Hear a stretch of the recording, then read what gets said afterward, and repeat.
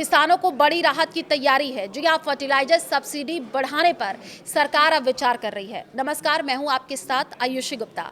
Budget 2026 को लेकर के चर्चा तेज हो गई है। आए दिन अलग अलग सेक्टर्स को लेकर के रिपोर्ट सामने आती रहती है। अब किसानों के फायदे के लिए एक रिपोर्ट सामने आ रही है।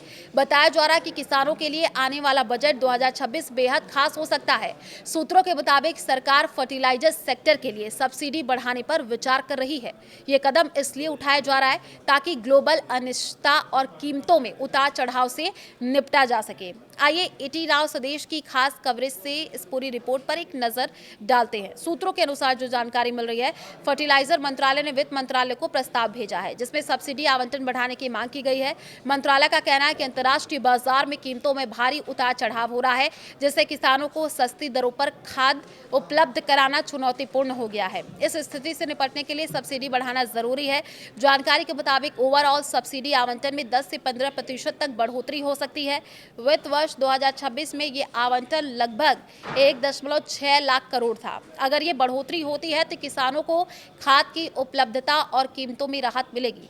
पिछले बजट में यूरिया के लिए 1.18 लाख करोड़ का आवंटन किया गया था।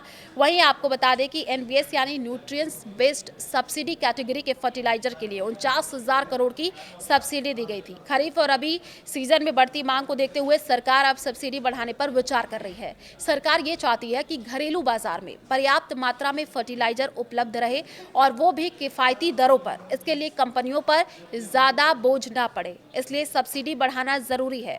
सब्सिडी बढ़ने से कंपनियां पर्याप्त मात्रा में आयात कर पाएंगी और किसानों को समय पर खाद मिल सकेगी। अगर ये प्रस्ताव मंजूर होता है तो किसानों को बड़ी राहत मिलेगी। बढ़ी हुई सब्सिडी से खाद की कीमतें स्थिर रहेंगी, खेती की लागत कम होगी। सरकार का ये कदम कृषि क्षेत्र को मजबूती देने और किसानों की आय बढ़ाने की दिशा में अहम साबित हो सकता है।